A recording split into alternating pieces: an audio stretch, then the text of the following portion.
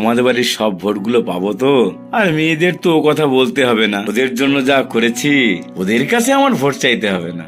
কি করেছেন আমাদের জন্য? তেমন কোনো লাভ তো পাইনি আমি।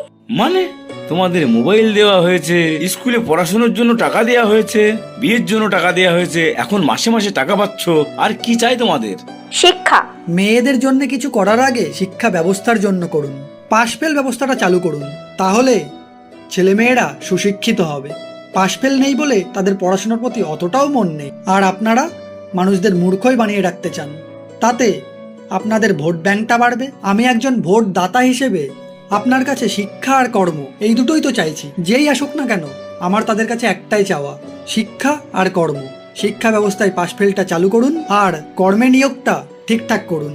আপনারাও নিজেদের স্বার্থ দেখে, কে ক্ষমতায় থাকলো না থাকলো সেটা না দেখে, যেই থাকুক না কেন তার কাছে শিক্ষা ব্যবস্থায় পাশ ফেলটা চালু করতে বলুন।